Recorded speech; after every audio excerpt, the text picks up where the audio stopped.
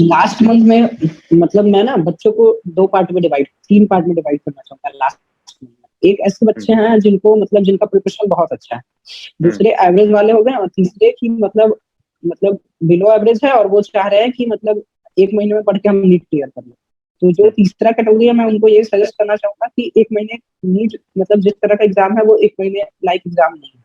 तो तुम next year के लिए प्लान करो, 1 महीने में मतलब खुद को पैनिक मत करो कि 1 महीने में पढ़ के तुम नीट क्लियर कर लो। हम्म।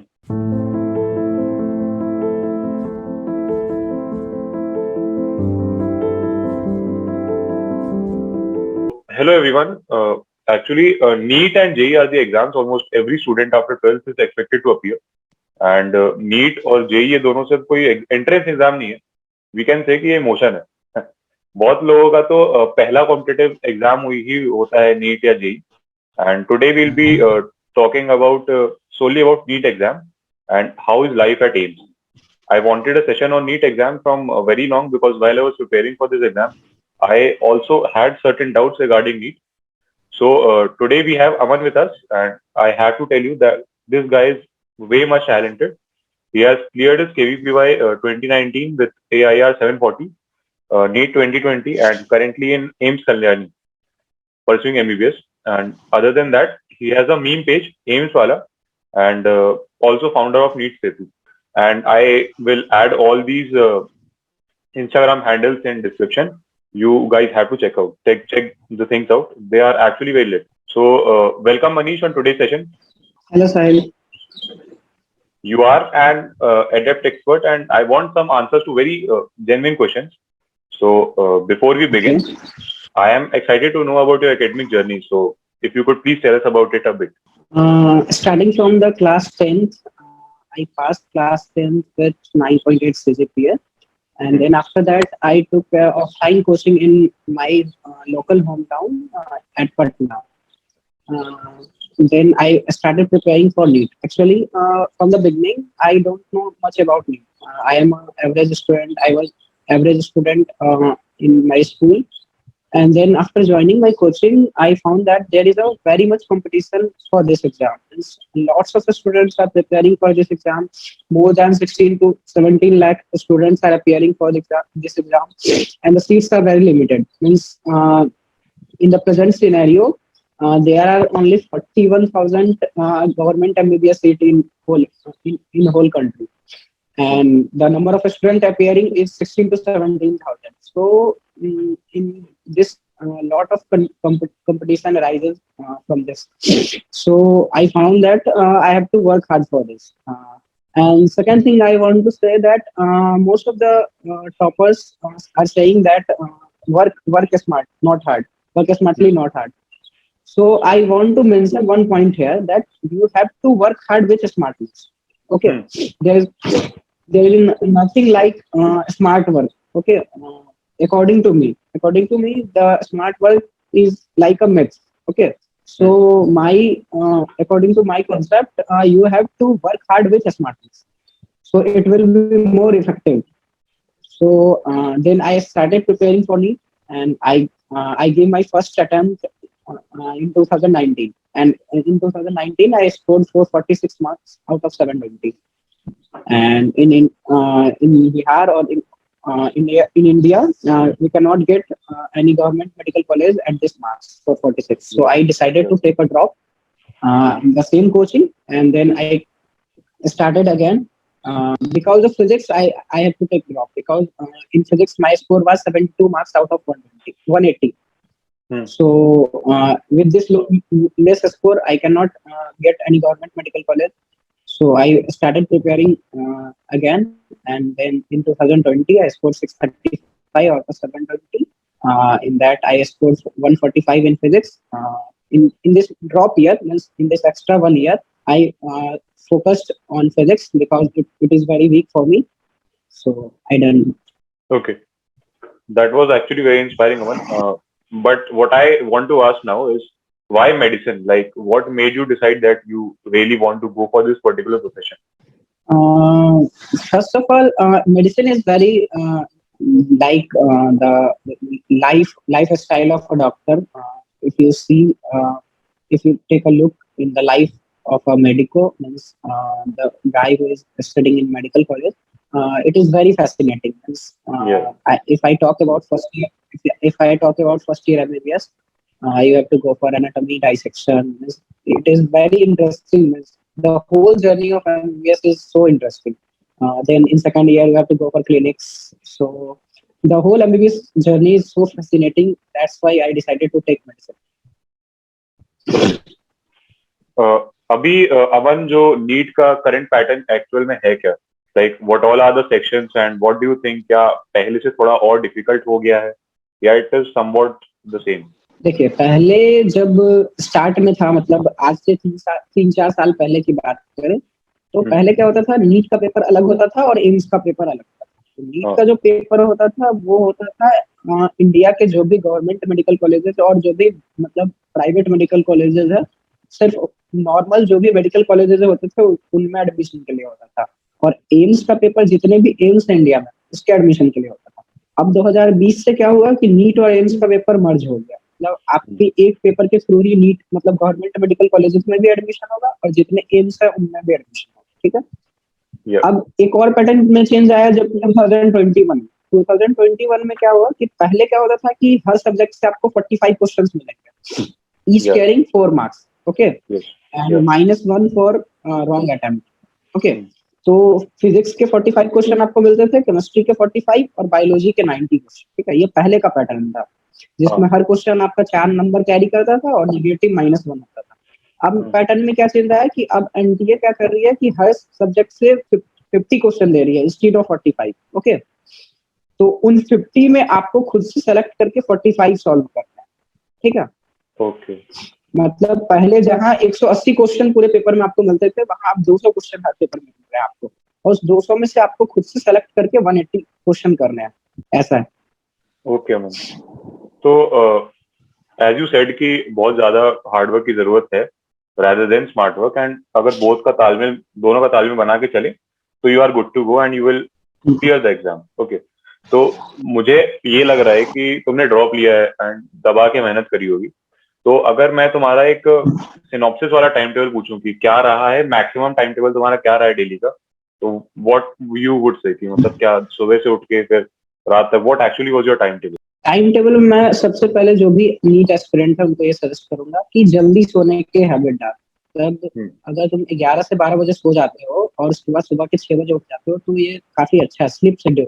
मतलब प्रिपरेशन के टाइम मैं क्या देखता हूँ कि कुछ बच्चे क्या होता है 3 घंटे सोते हैं, कोई 4 घंटे सोता है। एक बात तुम्हें दिमाग में रख लेना है कि तुम्हारा सोना बहुत ज्यादा नेसेसरी है, क्योंकि तुम जितना पूरा दिन पढ़ रहे हो वो जो है मतलब तुम्हारे लॉन्ग टर्म मेमोरी में तभी जाएगा जब तुम एक अच्छी स्लीप लोगे। तो अगर तुम पूरा दिन पढ़ रहे हो और रात को जाके सिर्फ 3 घंटे सो रहे हो तो उस पढ़ने का कोई फायदा नहीं, क्योंकि वो तुम्हारे लॉन्ग टर्म में जा नहीं रहा है। ठीक है, तो एक अच्छी स्लीप लो, 12 to 6 एटलीस्ट तुम सो, और सुबह को जल्दी उठने की हैबिट डालो। सुबह उठ करके तुम सबसे पहले बायोलॉजी पे जाओ, मतलब बायोलॉजी पढ़ो। बायोलॉजी में एनसीईआरटी, जो तुम्हारी एनसीईआरटी टेक्स्ट बुक है वो तुम थ्रू आउट पढ़ते चलो। उसके बाद जब तुम्हारी बायोलॉजी हो जाती है तो फिर उसके बाद तुम ब्रेकफास्ट वगैरह जो भी करना है कर लो, और उसके बाद फिर तुम केमिस्ट्री पे आओ। फिर उसके बाद तुम्हारा केमिस्ट्री हो जाने के बाद फिर तुम जब तुम लास्ट में मतलब at the end of the day जब तुम्हारे पास टाइम बचला तब तुम उसमें फिजिक्स करो। मतलब जो सीक्वेंस होना चाहिए पढ़ने का सुबह से लेके रात तक का, स्टार्ट में तुम सुबह के टाइम में बायोलॉजी करो, क्योंकि वो मैक्सिमम मेमोरी बेस्ड है, मतलब तुम्हें मैक्सिमम चीजें उससे याद करनी है, तो तुम सुबह के टाइम उसको कर सकते हो। तो biology, then chemistry, then physics. अच्छा, तो what was your strategy, like how you prepared for this exam? कोई ऐसी चीज जो अलग चीज जो आपने फॉलो करी दैट माइट हेल्प व्यूअर्स जो अभी सेशन को देख रहे हैं, तो व्हाट वुड यू से ऑन दैट? तो मैं अलग चीज में एक चीज मेंशन करना चाहूंगा कि जैसे बायोलॉजी पढ़ने का तरीका, ठीक है, मेरा बायोलॉजी पढ़ने का तरीका थोड़ा यूनिक था, मैं ऐसा मानता हूँ। जब मैं बायोलॉजी की मतलब नेक्स्ट एनसीईआरटी टेक्स्ट बुक पढ़ता था तो मैं क्या करता था ना कि मतलब पढ़ते टाइम एक रफ सीट में अपने पास रखता था। ठीक है, तो नॉर्मली बच्चे क्या करते हैं कि किताब पढ़ते टाइम किताब खोले और उसके बाद ऐसे पढ़ रहे हैं। उसमें क्या होता है कि आपका अटेंशन जो होता है ना काफी कम होता है, क्योंकि मतलब मे बी आप किताब को पढ़ रहे हो बट आपका जो दिमाग है मतलब जिस टाइम आप उस पढ़ रहे हो उस टाइम वो आपका दिमाग कहीं और होगा, कुछ और सोच रहा होगा। तो इसको टैकल करने का मैं एक तरीका क्या निकाला था कि मतलब आप जब किताब पढ़ रहे हो तो साथ में एक रफ शीट रखो अपने साथ, और जैसे मान लो कि आप किताब का एक लाइन पढ़े एक लाइन में ना कोई 2 कीवर्ड आपको मिलेगा, मतलब मैक्सिमम, मतलब जो एक लाइन में जो वर्ड्स मिलेंगे, या तो विच मिलेगा या तो हाउ मिलेगा, मतलब जो प्रोनाउंस है, मतलब जो आपके काम का नहीं है। एक लाइन में आपको 2 या 3 कीवर्ड मिलेगा, उस 2 या 3 कीवर्ड को आप एक बार मुंह से बोलो, उसके बाद जो आपके पास रफ शीट है उस पर एक बार लिख लो। उससे क्या होगा कि आपका एक बार में 4-5 सेंस काम करेगा, ठीक है। मतलब आप उस वर्ड को देख भी रहे हो, उस वर्ड को एक बार बोल भी रहे हो, और साथ में उसको लिख भी रहे हो, तो एक बार में आपका 4-5 सेंस उस टाइम एक्टिव है। इससे क्या होगा कि वो वर्ड आपके लॉन्ग टर्म में जाएगा। और बायोलॉजी में मैक्सिमम चीज ना टर्म बेस्ड है, अगर आप टर्म का एक वर्ड आपको याद है तो आप मतलब आंसर कर सकते हो, तो ऐसा होता है। तो ये सबसे अच्छा तरीका मुझे लगता है बायोलॉजी पढ़ने का। ओके, तो अमन, पर्सन टू पर्सन ये डिपेंड करता है कि किसको कौन सा सब्जेक्ट स्पेसिफिकली डिफिकल्ट लग रहा है। लाइक जब मैं नीट की प्रिपरेशन कर रहा था, इट वाज केमिस्ट्री, जो मुझे बहुत डरावनी सी लगती थी। एंड किसी और के लिए it might be physics, it might be botany, it might be zoology too. And अभी के कट ऑफ के हिसाब से ना यार, हर सब्जेक्ट ही स्ट्रॉन्ग चाहिए। तो उसको अचीव करने के लिए what are the key points जो आप सजेस्ट करोगे अभी? पहली बात तो कि देखो, हर सब्जेक्ट से क्लोज रहो। तुम क्लोज रहने का मतलब है कि हर दूसरे तीसरे दिन वो सब्जेक्ट तुम्हारे मतलब तुम्हारे सामने से गुजरना चाहिए, ठीक है। होता क्या है कि बच्चे एक सब्जेक्ट अच्छा लगने लगता है, वही पढ़ते चले जाते हैं, और दूसरे सब्जेक्ट से दूरी बनता चला जाता है, ठीक है। तो पहली बात तो कि तुम हर सब्जेक्ट से मतलब एक क्लोजनेस बनाए रखो, मतलब हर सब्जेक्ट को 2 से 3 दिन पे तुम रिवाइज करते चलो, ठीक है। उसके बाद क्या है कि मतलब तुम जो रिवीजन का ड्यूरेशन है, मतलब जैसे मान लीजिए कि मैं आज कोई एक चैप्टर पढ़ा और उसको रिवाइज कर रहा हूँ मैं 2 महीने के बाद, तो उसको रिवीजन नहीं कहेंगे, उसको कहेंगे कि मैं उसी चैप्टर को फिर से पढ़ रहा हूँ। तो रिवीजन, 2 रिवीजन के बीच का जो ड्यूरेशन है उसको कम रखना है, ठीक है। और उसके बाद हर सब्जेक्ट को उस तरह से टाइम देना है जैसा मतलब जैसा वेटेज नीट के पेपर में तुम्हें दिखता है। जैसे मान लो कि बायोलॉजी का वेटेज ज्यादा है नीट के पेपर में, मतलब तुम्हें क्वेश्चन मिल रहा है बायोलॉजी के 90 क्वेश्चन और बाकी फिजिक्स केमिस्ट्री के 45 तो तुम्हें पता है कि बायोलॉजी में ज्यादा क्वेश्चन है, तो हमें बायोलॉजी पे ज्यादा टाइम देना है। क्यों? क्योंकि उससे ज्यादा क्वेश्चन आ रहा है। हमेशा ध्यान में ये रखना कि हर क्वेश्चन 4 नंबर ही कैरी कर रहा है, या तो अगर वो इजी क्वेश्चन है तब भी वो 4 नंबर ही देके जाएगा, और अगर वो डिफिकल्ट क्वेश्चन है तब भी वो 4 नंबर ही देके जाएगा। तो हर क्वेश्चन को, हर सब्जेक्ट को इक्वली ट्रीट देना है, ठीक है। और उस सब्जेक्ट पे हमें ज्यादा टाइम देना है जिससे ज्यादा क्वेश्चन आ रहा है, ठीक है। अब क्या होता है क्या कि हम दिन भर अगर फिजिक्स पढ़ने लग जाए तो मेरा बायोलॉजी वीक हो जाएगा। बायोलॉजी वीक हो जाएगा तो बायोलॉजी से मेरे 90 क्वेश्चन आ रहे हैं, तो 90 क्वेश्चन मेरे खराब हो जाएंगे।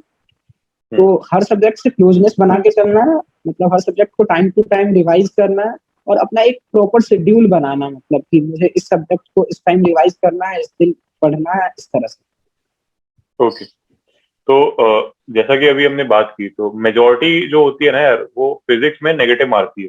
जैसे अगर हम 10 लोगों से पूछे तो 8 लोग ये बोलेंगे कि यार फिजिक्स ने मरवा दिया, वरना आज शायद मेडिकल कॉलेज में होता मैं।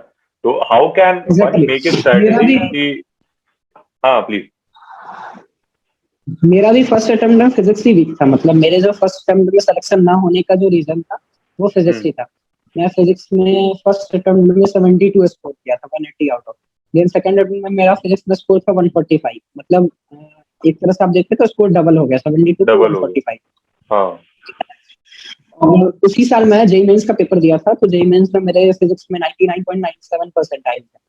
तो मैं ये सब इसलिए बता रहा हूँ कि मैं 72 से लिफ्ट किया 145 तक, और जेई मेंस में भी मैं अच्छा स्कोर किया फिजिक्स में। ये सब इसलिए हो पाया क्योंकि मैं जो ड्रॉप ईयर था मेरा, उसमें मुझे पता था कि मुझे इस सब्जेक्ट को टाइम देना है। देखिए बच्चे ना क्या करते हैं कि ड्रॉप ले लेते हैं, जैसे इस बार मेरा सिलेक्शन नहीं हुआ, मैं सोचूंगा कि मैं ड्रॉप ले लेता हूँ, लेकिन उन्हें ये नहीं पता होता कि मैं ड्रॉप किस वजह से ले रहा हूँ, किस सब्जेक्ट की वजह से ले रहा हूँ, उस ड्रॉप ईयर में मुझे करना क्या है। फिर ड्रॉप लेते हैं, फिर उसी तरह से पढ़ाई करते हैं जैसे उन्होंने पिछले साल की थी, और कोई इंप्रूवमेंट नहीं लिखता। तो आपको ड्रॉप लेने टाइम ये डिसाइड करना है कि मैं ये ड्रॉप ले रहा हूँ या ले रही हूँ, किस सब्जेक्ट की वजह से ले रही हूँ और क्या मेरा वजह है। तो जैसे मान लीजिए कि मैं फिजिक्स की वजह से ड्रॉप लिया, तो अब मुझे पता है कि मुझे फिजिक्स को ज्यादा टाइम देना है, मेरा वीक है फिजिक्स। तो उसमें पता है क्या क्रूशियल हो जाता है, क्रूशियल ये हो जाता है कि जो बाकी के आपके 2 सब्जेक्ट है उसको आपको कैसे मैनेज करना है। जैसे मान लीजिए मुझे पता है मुझे फिजिक्स वीक है, तो मैं पूरा टाइम दूंगा अपना फिजिक्स को, लेकिन बाकी वो 2 सब्जेक्ट न छूटे, ये बहुत ज्यादा क्रूशियल हो जाता है। इसके लिए क्या है कि आप मतलब उस सब्जेक्ट का एटलीस्ट एक चैप्टर डेली पढ़ो। जैसे मान लो फिजिक्स को आपका पढ़ने का अगर ड्यूरेशन 8 घंटे है, तो 1-1 घंटे दोनों सब्जेक्ट को दे दो, और बाकी के 6 घंटे आप जो आपका वीक सब्जेक्ट है उनको उसको दो। तो मैं क्या करता था ना, काफी ज्यादा क्वेश्चन बनाता था, मतलब और क्वेश्चन बनाने में मैं क्या ध्यान रखता हूँ कि मैं कोई किताब नहीं कर रहा हूँ क्वेश्चन बनाने में। मैं 2-3 कोचिंग का मॉड्यूल उठाया और उसका मतलब उसको करना शुरू किया। मॉड्यूल बनाने में क्या फायदा होता है कि मॉड्यूल जो होता है ना किसी भी कोचिंग का, मतलब मैं किसी कोचिंग का स्पेसिफिक नाम नहीं कर रहा हूँ, बट किसी भी कोचिंग का जो मॉड्यूल होता है वो 8-10 टीचर मिलकर तब बनाए होते हैं। और किताब जो लिख रहा होता है एक बंदा मिलकर लिख रहा होता है, ठीक है, एक बंदा या 2 बंदा मिलकर लिख रहा होता है उस किताब को। तो किताब में क्या हो सकता है कि अगर 100 क्वेश्चन है तो 100 क्वेश्चन में 80 क्वेश्चन नीट पैटर्न का होगा, 20 क्वेश्चन बाहर का होगा। लेकिन अगर एक मॉड्यूल कर रहे हैं तो अगर मॉड्यूल में 100 क्वेश्चन है ना तो 100 क्वेश्चन नीट पैटर्न वाला ही होगा। तो ये ध्यान रखना है कि हम मॉड्यूल ज्यादा करें, मतलब किसी भी ब्रांड का मॉड्यूल उठाएं, 3-4 ब्रांड के मॉड्यूल कर ले इंस्टीड ऑफ सॉल्विंग बुक्स। और मैं सबसे पहले मतलब एक प्रिकॉशन देना चाहूंगा फिजिक्स में कि 80 वर्मा नीट एस्पिरेंट को बिल्कुल नहीं करना चाहिए। मैं मतलब काफी बच्चों से सुना हूँ कि वो 80 वर्मा करते हैं, जो नीट एस्पिरेंट है वो 80 वर्मा जो है वो जेई मेंस वालों के लिए। तो नीट एस्पिरेंट्स को मैं ये सजेस्ट करना चाहूंगी 80 वर्मा तो बिल्कुल नहीं करें, ठीक है। जो भी कोचिंग के मॉड्यूल्स है वो करे और नंबर ऑफ क्वेश्चन ज्यादा रखो। जैसे मान लो कि एक चैप्टर से एटलीस्ट 300-400 क्वेश्चन पर, क्योंकि क्वेश्चन का वैरायटी होता है ना। एक चैप्टर में अगर आप देखोगे तो 20 वैरायटी के क्वेश्चन आपको मिलेंगे, और आप अगर 400 क्वेश्चन कर रहे हो तो हर वैरायटी आपके नजर से गुजर जाएगा। तो आपको अगली बार जब भी पेपर में एग्जामिनेशन पेपर में जो क्वेश्चन दिखेगा आपको नया लगेगा ही नहीं, आपको लगेगा कि यार ये क्वेश्चन तो मैं पहले से कर चुका हूँ इस तरह का।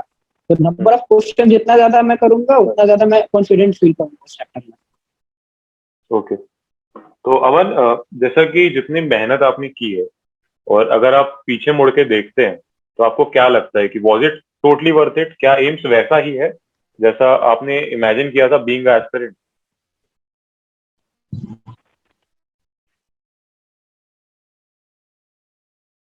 एग्जैक्टली मेहनत तो काफी लगता है। मतलब आपको मतलब जब मैं प्रिपरेशन कर रहा था तो मैं सोशल इवेंट्स अटेंड नहीं कर पाता था, मतलब जो भी मतलब फैमिली फंक्शंस होता था, जैसे किसी कोई मैरिज हो गया, कोई फेस्टिवल हो गया, तो एक प्रिपरेशन के टाइम ना आपको एक डिस्कनेक्शन सा फील होगा, मतलब डिस्कनेक्टेड फील लगोगे आप सोशली। तो उसको लेके चलना, आपको उसको एक्सेप्ट करना है कि हाँ मैं किसी चीज का प्रिपरेशन कर रहा हूँ तो मुझे सोशली डिस्कनेक्ट होना पड़ेगा कुछ दिनों के लिए। क्योंकि देखिए फेस्टिवल्स क्या होता है ना, एक बहुत बड़ा ब्रेक लगा देता है फेस्टिवल। अगर आप फेस्टिवल सेलिब्रेट करने के मूड में हो तो फेस्टिवल से 2 दिन पहले आपका पढ़ाई डिस्टर्ब होगा और फेस्टिवल के बाद का 2 दिन का पढ़ाई आपका डिस्टर्ब रहेगा। क्यों? क्योंकि बाद के 2 दिन में आपको मतलब फिर उस फ्लो में आने देंगे, ठीक है। और पहले बात मतलब उस फेस्टिवल से 2 दिन पहले आपका फ्लो टूट जाएगा एक्साइटमेंट में, तो मुझे वो सेलिब्रेट करना है। तो ये चीज आपको माइंड में रखना है कि जो आपका जो प्रिपरेशन का जो मतलब जो भी टाइम है उसमें आपको सोशली डिस्कनेक्टेड रहना, मतलब कोई भी फेस्टिवल है, कोई भी मैरिज, ये सब है जो थोड़ा अवॉइड करके चलना है ये सब चीज। ओके, तभी मतलब आप एक अच्छे जगह पर पहुंच पाओगे। तो अमन, मैंने भी ना ये चीज देखी है कि लोग जो हैं काफी शार्प माइंडेड हैं, कुछ हद तक मेहनत भी बहुत अच्छी कर रहे हैं, मॉक्स भी दे रहे हैं, और जो माइनर टेस्ट है या कोचिंग के जो मेजर टेस्ट हैं उसमें भी डिसेंट स्कोर कर रहे हैं। पर जो एक्चुअल डी डे होता है, जिस दिन नीट होता है, उस दिन के वो 450 के ऊपर स्कोर नहीं कर पाते हैं। तो what according to you are the mistakes that they are currently making, या कोई ऐसा बंदा या बंदी जो एवरेज है वो ऐसी कौन सी चीजें गलत कर रहा है या कम कर रहा है टॉपर से, जो उनका सिलेक्शन हमेशा आके रोक देता है? इसमें क्या होता है ना, देखिए जैसे कोई भी कोचिंग का माइनर टेस्ट है या मेजर टेस्ट है, तो क्या है कि माइनर टेस्ट में मुझे पता है कि ये 4 चैप्टर मुझे करके जाना, ठीक है, क्योंकि माइनर जो टेस्ट होता है उसका सिलेबस छोटा होता है। तो मैं उस 4 चैप्टर पे बहुत मतलब टाइम दूंगा, एकदम मतलब 2 दिन 3 दिन पहले से प्रिपरेशन शुरू है मेरा, ठीक है। और मैं ऑब्वियसली उसमें अच्छा स्कोर करूंगा क्योंकि सिलेबस छोटा है।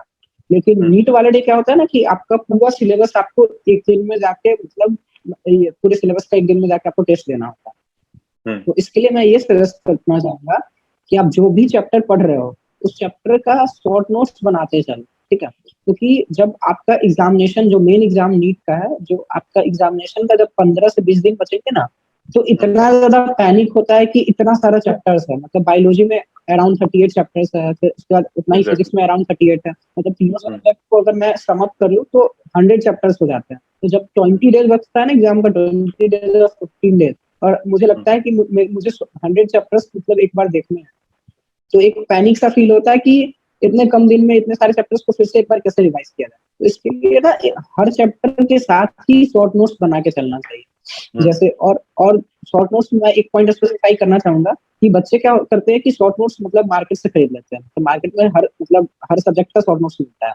तो ये मतलब बिल्कुल गलत तरीका है, क्योंकि मार्केट से जो मैं शॉर्ट नोट्स खरीद रहा हूँ, वो जिसने बनाया है वो अपने अकॉर्डिंग बनाया है कि ये सारी चीज इंपॉर्टेंट है, ठीक है। एग्जैक्टली। अब मान लीजिए कि मेरी एक चैप्टर में मुझे 10 चीजें हैं जो मुझे याद नहीं रहती है, तो ये बात उस बंदे को नहीं पता है ना जिसने ये शॉर्ट नोट्स बनाया है। ये मैं अगर खुद से बनाऊंगा तब मुझे पता होगा ना कि ये 10 चीजें मुझे नहीं आती है, मेरा वीक है। तो मैं अगर खुद से शॉर्ट नोट्स बनाऊंगा तो मुझे पता है कि मेरी वीक पॉइंट्स कहाँ कहाँ है, तो मैं उस चीज को अपने शॉर्ट नोट्स में डाल पाऊंगा। लेकिन अगर मैं मार्केट से कोई शॉर्ट नोट्स खरीद रहा हूँ, तो वो तो बंदा अपने अकॉर्डिंग बनाया हुआ है कि हाँ ये इंपॉर्टेंट है, ये इंपॉर्टेंट नहीं है। मे बी जो इंपॉर्टेंट चीज है वो जब मुझे याद रहती है, जो इंपॉर्टेंट नहीं है वो अगर पेपर में पूछा जाता है और मुझे याद न रहे, तो इसलिए हमेशा शॉर्ट नोट्स खुद से बनाना चाहिए, वो सबसे इफेक्टिव है शॉर्ट नोट्स। ओके, तो अमन, मैं ये पूछना चाहूंगा कि मॉक्स और प्रीवियस ईयर क्वेश्चन का क्या इंपॉर्टेंस है इस पर्टिकुलर एग्जाम में? नीट की बात करें तो बहुत ज्यादा, मतलब मैं अगर एक मतलब रफ स्टैट्स बोलूं तो 60% क्वेश्चन आपको मतलब देखा हुआ लगेगा, मतलब नीट के पेपर में, मतलब ऐसा लगेगा कि इस तरह का क्वेश्चन मैं कहीं ना कहीं किया हूँ, ठीक है। तो प्रीवियस ईयर जो क्वेश्चन है काफी ज्यादा मायने रखता है, इसलिए मतलब जो आपको स्टार्ट से, मतलब मैं क्या देखता हूँ कि जब बच्चे प्रिपरेशन स्टार्ट करते हैं तो स्टार्ट में मतलब बहुत मतलब फालतू फालतू की किताबें, मतलब जो नीट से रिलेटेड नहीं है वो सारी किताबें वो कर रहे होते हैं। मतलब कोई जेईई एडवांस का किताब उठा के बना रहा है, कोई जेईई मेंस का किताब उठा के बना रहा है, तो ये बिल्कुल गलत तरीका है। मेरा मतलब एक सजेशन है नीट एस्पिरेंट्स को कि जैसे मान लो तुम एक चैप्टर कंप्लीट करते हो, उस चैप्टर कंप्लीट करने के बाद जब तुम क्वेश्चन पार्ट में आते हो तो तुम एक बार प्रीवियस ईयर क्वेश्चंस देखो कि इस चैप्टर में प्रीवियस ईयर में किस तरह के क्वेश्चन पूछे गए हैं, ताकि तुम्हें एक आइडिया लगेगा कि इस चैप्टर में इस तरह के क्वेश्चन पूछे गए हैं, तो मैं अगर क्वेश्चन पार्ट में जाऊंगा तो इसी तरह के क्वेश्चन पर मैं ज्यादा फोकस रखूंगा।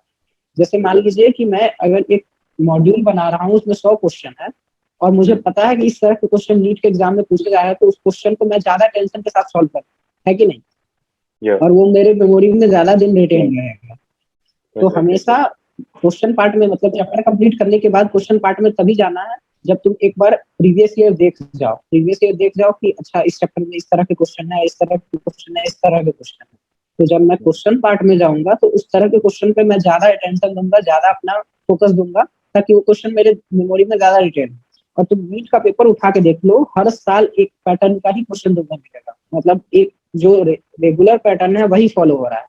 और जैसे मान लो कि अगर तुम ये कहते हो कि भैया अगर ये पैटर्न चेंज हो गया अचानक से, मतलब एकदम डिफरेंट सा क्वेश्चन आ गया, तो अचानक से अगर डिफरेंट सा क्वेश्चन आएगा तो हर बच्चा इफेक्ट होगा, सिर्फ तुम अकेले इफेक्ट नहीं होगा, हर बच्चा क्योंकि उसी तरह का तैयारी कर रहा होता है, ठीक है ना। तो अगर अचानक से पैटर्न में एकदम बिल्कुल चेंज क्वेश्चन आ गया तो कट ऑफ डिक्रीज होगा, हर बच्चा इफेक्ट होगा, तुम सेफ जोन में रहोगे क्योंकि तुमने वही प्रिपरेशन किया है जो एक ट्रेंड है क्वेश्चन का। जैसे मान लो कि इस एक चैप्टर में मान लो मैं रोटेशन फिजिक्स का पढ़ा, तो फिजिक्स के रोटेशन में मुझे पता है कि इस 5 तरह के क्वेश्चन हर बार पूछे जाते हैं, तो मैं उस क्वेश्चन पे ज्यादा फोकस करूंगा, उससे रिलेटेड जिस तरह का भी क्वेश्चन बन रहा है मैं वो सारा कर जाऊँ। इससे क्या होगा कि जो मेरा मेन पेपर में जो क्वेश्चन आएगा वो मुझे देखा देखा सा लगेगा। तो ये चीज तुम्हें फॉलो करनी है। ओके, चलो तो फिर हम थोड़ी एम्स की बात और कर लेते हैं। लाइक मैं तो कभी नहीं गया हूँ एम्स, ना ही मैंने देखा है, तो कुछ ऐसा बताओ कि लगे कि हाँ मैंने भी विजिट कर लिया AIIMS actually. So I want a general idea about how is life at AIIMS, एक स्टूडेंट की क्या लाइफ होती है, और ऐसी क्या बात है कि जो हर स्टूडेंट वहाँ एकदम जी जान लगा के मेहनत कर रहे हैं एम्स जाने के।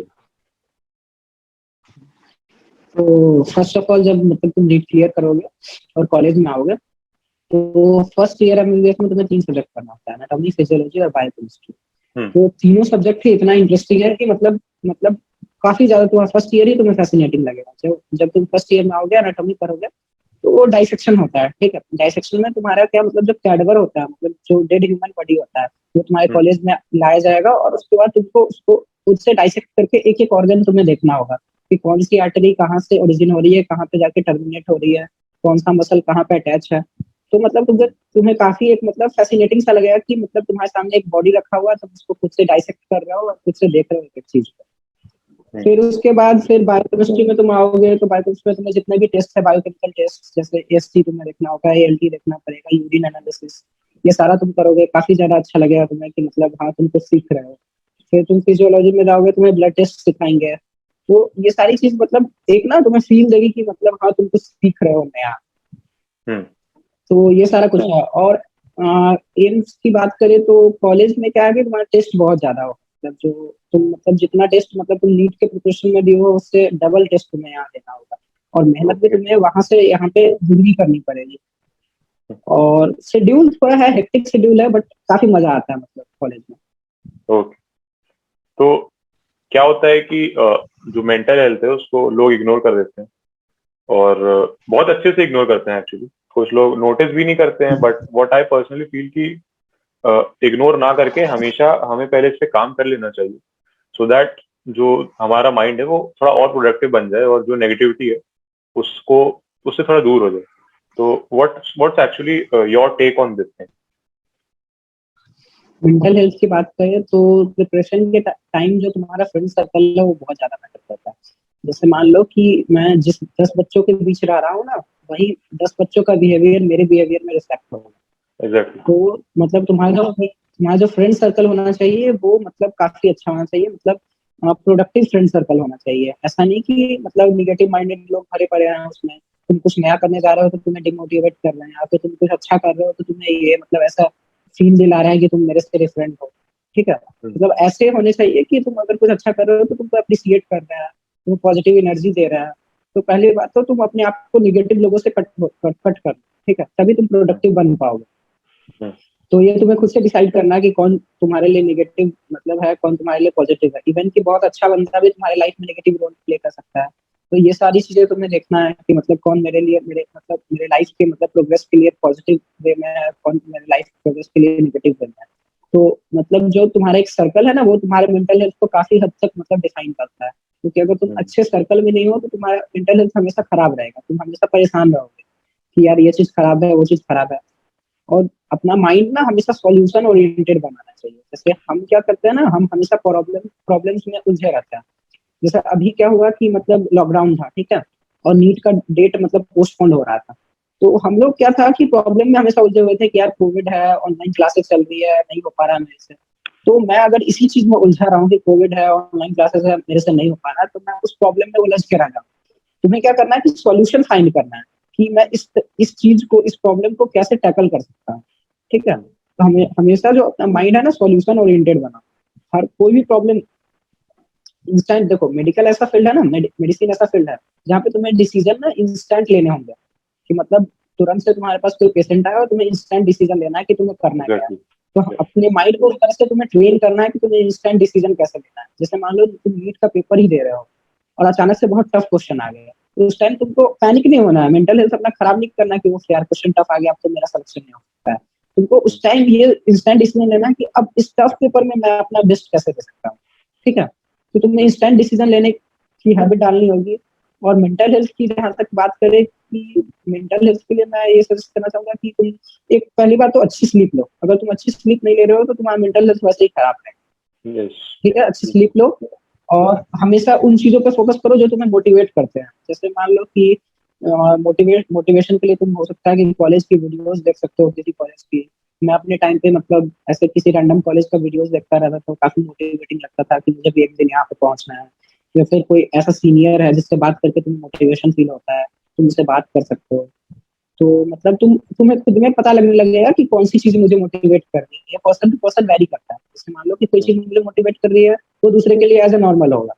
तो तुम्हें ये देखना है कि तुम्हें कौन सी ऐसी चीज है जो तुम्हें एक पॉजिटिव एनर्जी दे रही है। तो तुम्हें वही खुद में डिसाइड करना है और उस पर तुम्हें ध्यान देना है।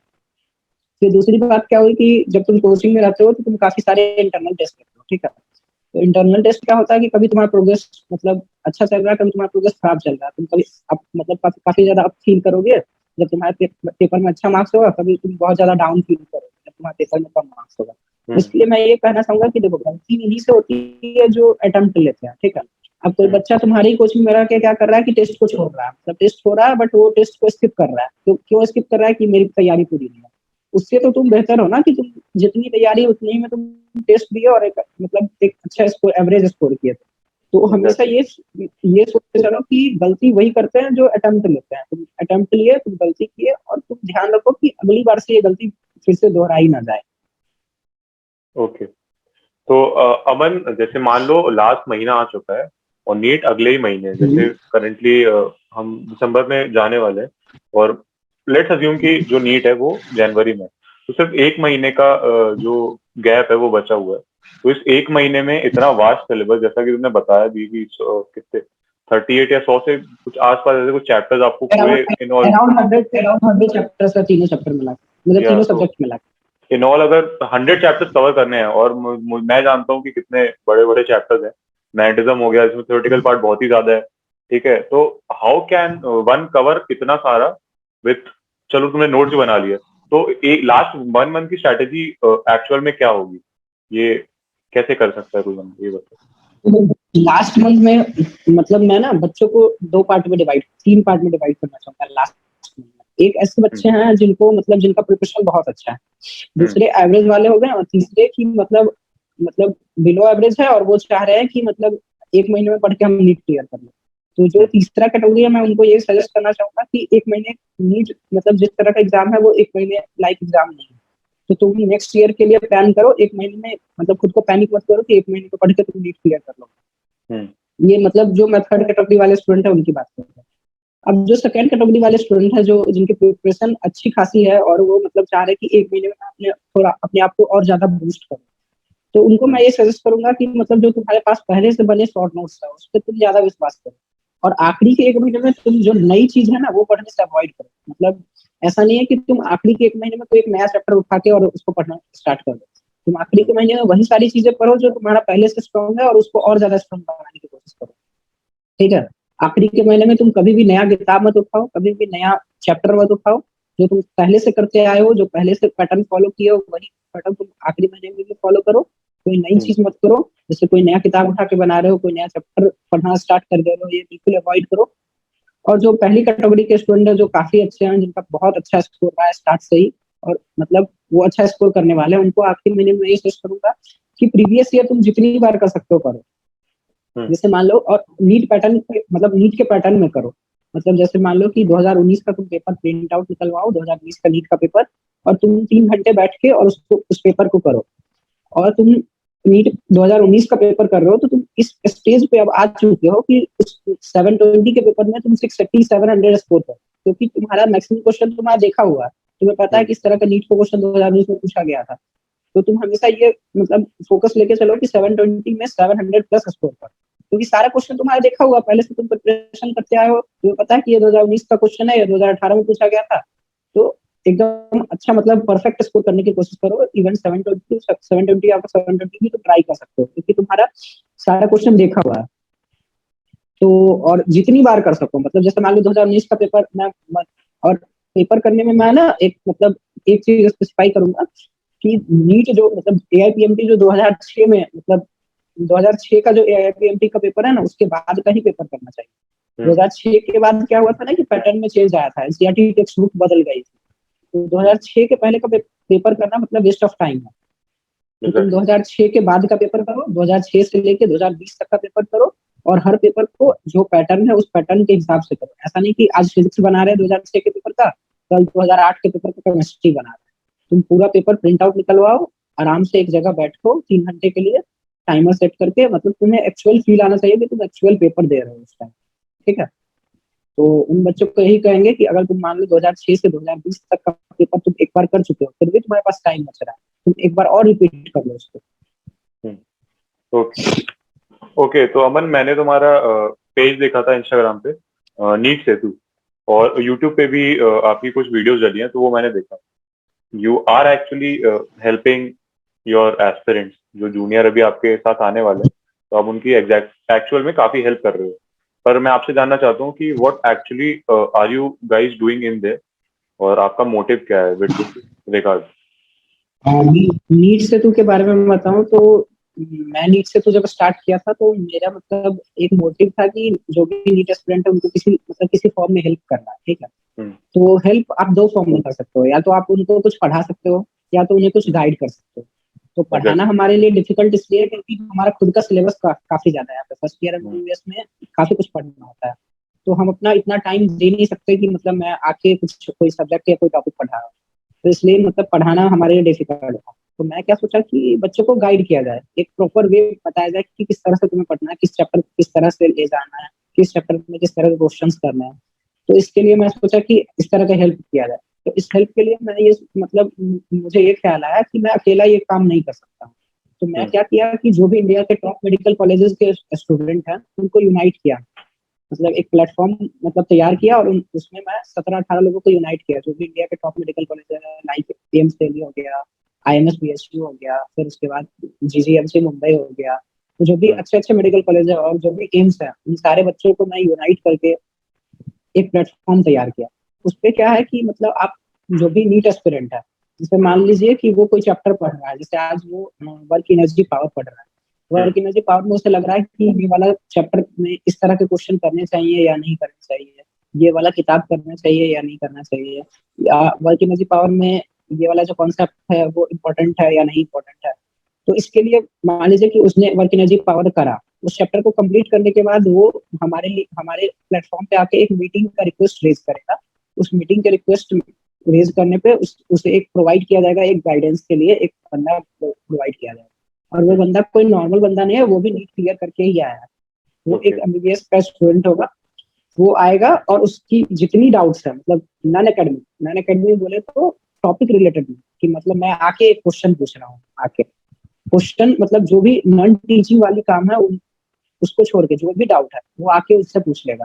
और सिर्फ पढ़ाई ही नहीं, मतलब जैसे मान लीजिए कि प्रिपरेशन के टाइम में काफी टाइम जो होता है आपको लो फील होता है, तो आपको कुछ ऐसा मतलब कोई ऐसा बंदा चाहिए जो आपको पर्सनली मतलब आपका टेक ओवर कर सके कि हाँ मतलब मैं मतलब कहाँ दिक्कत आ रही है, क्यों लो फील कर रहे हो, क्या मतलब क्या ऐसी चीज है जो तुम्हें मतलब मैं स्कोर को डाउन कर रही है। तो इन सब के लिए एक ऐसा बंदा चाहिए होता है जो उस पाथ से एक बार जा चुका है, जो मतलब उस पाथ से जा चुका है और उस पाथ में मतलब वो अच्छा कर चुका है, जैसे एक नीट क्लियर किया हुआ बंदा। तो हमारे पास एक टीम है 18 से 20 लोगों की, और उस टीम में मतलब सारे नीट क्वालिफाइड और अच्छे स्कोर वाले बंदे हैं, और वो उनको गाइड कर रही है नीट एस्पिरेंट्स को। तो ये मुझे काफी अच्छा लगा, क्योंकि जैसे मान लीजिए कि मैं नीट की तैयारी कर रहा हूँ, मुझे कुछ समझ नहीं आ रहा, तो मैं एक वीडियो देख रहा हूँ यूट्यूब पर। यूट्यूब पे मैं वीडियो देख रहा हूँ तो वो एक होलसम के बारे में बता रहा है, मेरा जो पर्सनल इशू है वो तो कवर नहीं हो रहा उस वीडियो में ना। तो अगर मैं पर्सनल 1-to-1 अगर इंटरेक्शन करूँ तो मैं मेरा मान लीजिए 10 प्रॉब्लम है, मैं 10 प्रॉब्लम बताऊंगा कि भैया मुझे ये दिक्कत आ रही है, भैया मुझे ये दिक्कत आ रही है, और पर्सनली मुझे उस प्रॉब्लम का सॉल्यूशन मिले। Instead of watching video, in video क्या हो रहा है कि वीडियो में मैं ये देख रहा हूँ कि हाँ मतलब 10 reasons to tackle this problem. तो उस 10 रीजन में मेरा वाला प्रॉब्लम तो सॉल्व ही नहीं हो पा रहा है, क्योंकि उन्हें पता ही नहीं है कि मेरा प्रॉब्लम क्या है। तो ये 1-to-1 इंटरेक्शन में ही ये चीज कवर हो पाएगा। तो ये मेरा आइडिया था, और काफी अच्छा अभी मतलब प्रोग्रेस मुझे देखने को मिल रहा है। मतलब जो हमारे बच्चे मतलब जो हमसे मतलब जुड़े हुए थे, जो भी नीट एस्पिरेंट थे, उनका काफी अच्छा स्कोर रहा है इस बार। तो मैं सजेस्ट करूंगा कि इस तरह के प्लेटफॉर्म में तुम एनरोल करो अपने आप को, क्योंकि सिर्फ पढ़ना ही सोल्यूशन नहीं है, किस वे में पढ़ना है ये तुम्हें मतलब जानना होगा।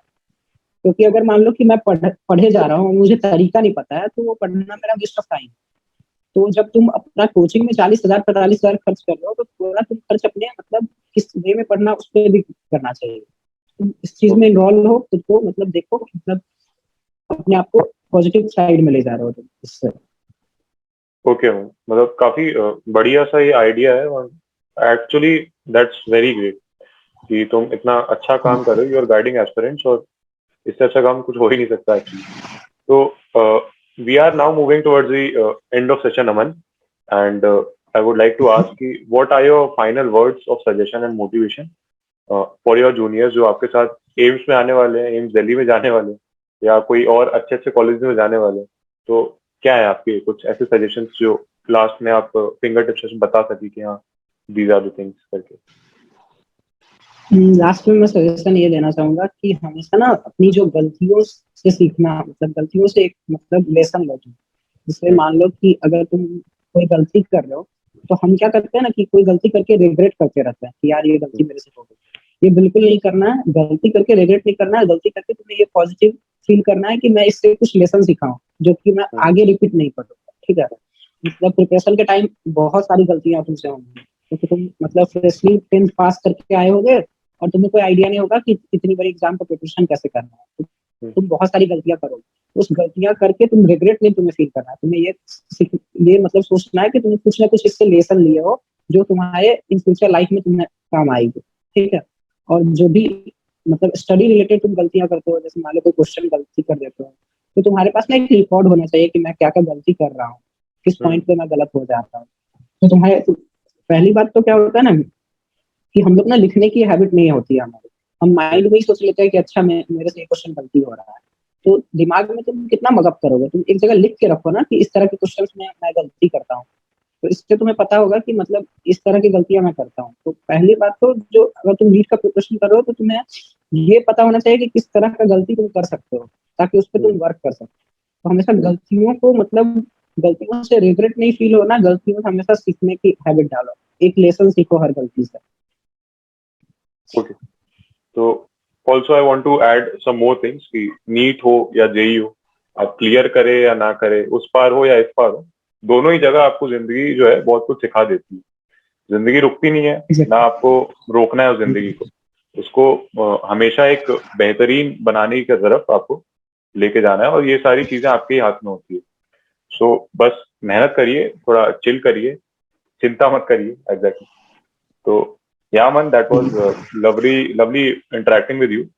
बहुत कुछ बताया आपने, and I want all the viewers की please make the best use of his guidance, and I'll be adding his Instagram handle in the description.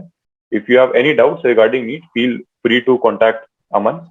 He's actually he will be available every time. And thanks for your time, Aman.